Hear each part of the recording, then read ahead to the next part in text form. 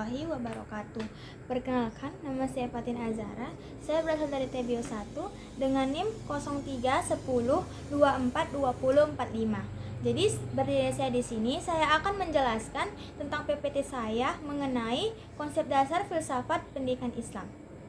Sebagai orang Muslim, kita telah mengenal berbagai tokoh-tokoh Islam. Dari tokoh-tokoh Islam ada beberapa yang menjadi tokoh filsafat Islam. Dalam sejarah dunia filsafat, Yunani merupakan tempat awal munculnya filsafat.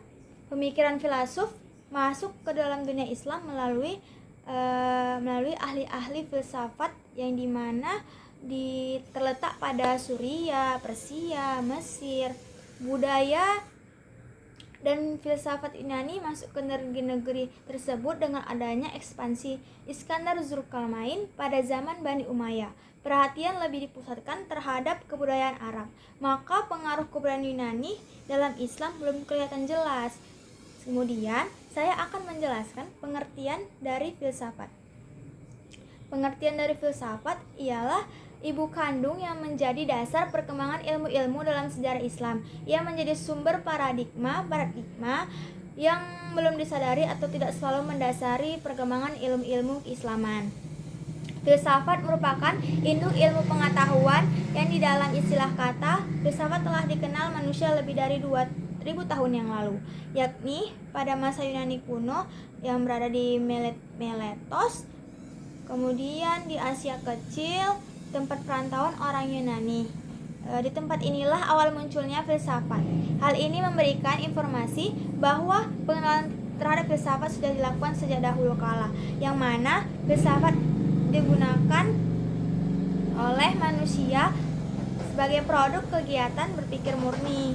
Kemudian, saya akan menjelaskan apa itu filsafat pendidikan Islam. Filsafat pendidikan Islam adalah konsep berpikir tentang kependidikan yang berlandaskan ajaran-ajaran Islam tentang hakikat kemampuan manusia untuk dapat dibina dan dikembangkan secara dibimbing menjadi manusia muslim yang seluruh kepribadiannya dijiwai oleh ajaran Islam. Filsafat pendidikan Islam terbentuk dari perkataan, pendidikan, dan Islam. Penambahan kata Islam di akhir itu untuk membedakan filsafat pendidikan Islam dari pengertian filsafat pendidikan secara umum. Kemudian saya akan menjelaskan filsafat pendidikan Islam terhadap pendidik dan anak didiknya. Pendidik dan anak didik merupakan unsur utama dalam kegiatan pendidikan yang berinteraksi dalam proses pendidikan. Proses pendidikan dilaksanakan dengan mengadakan kegiatan pembelajaran. Pembelajaran sebagaimana diungkapkan oleh Teguh Triwianto adalah upaya penataan lingkungan yang memberi nuansa agar program belajar tumbuh dan berkembang secara optimal.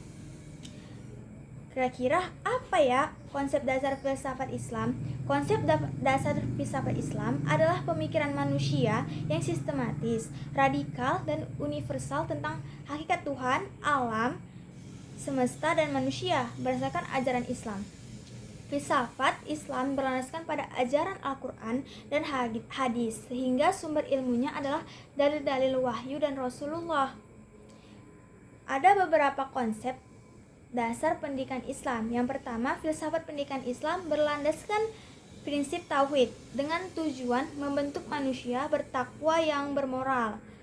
Metode pengajaran yang menekankan pada pembelajaran aktif dan pengalaman langsung. Yang kedua, kebenaran dan hukum Islam. Kebenaran dalam hukum Islam dapat dilihat dari 3 sisi, yaitu kebenaran yang dilandasi filsafat, agama, dan filsafat kebenarannya yang relatif.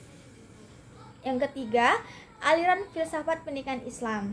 Ada beberapa aliran filsafat pendidikan Islam, di antaranya rasionalisme atau Ibnu Sina, rasionalisme religius, Ikhwan al-Safa, spiritualisme cahaya, Suhrawardi, dan spiritualisme substansi dari Mullah Sadra.